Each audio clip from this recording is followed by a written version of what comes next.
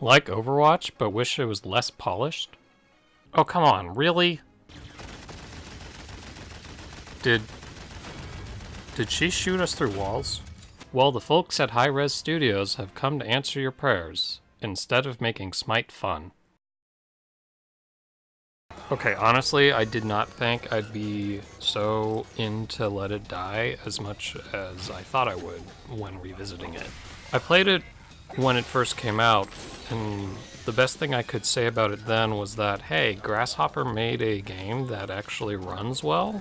My negatives back then were that the permadeath aspects were kind of, I guess, forgivingly implemented since it only costs one premium currency to come back to life, and that still holds true now. But the fact that you could just easily be destroyed by high-level enemies at random seemed kind of annoying. And the fact that you can't cancel into a dodge is something that any Souls player knows is very frustrating to put up with. However, even though that's still true, the game just feels, I don't know, better balanced, I think?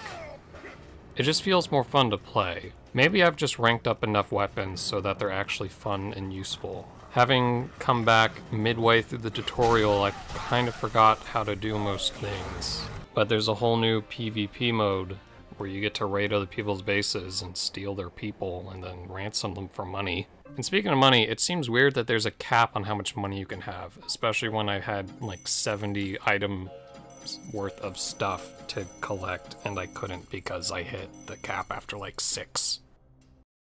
Sending a character into the tower, fight some guys, rank up some weapons, maybe get some money, get some new gear, using gear that breaks because you're really fighting against the very limited inventory space. Fortunately, you can have more than one character, so you can dump all your extra stuff onto them and then send them on expeditions. I mean, otherwise they're just sitting there in your freezer. As it's kind of obvious at this point, the real reason to play a Grasshopper game is just how weird everything is. Why does the Grim Reaper skeleton guy, who's clearly older than you, address you as someone who's older than him? And why does he have a Spanish accent? And why is the main food in this game frogs and mushrooms? I guess this game must have been made on mushrooms.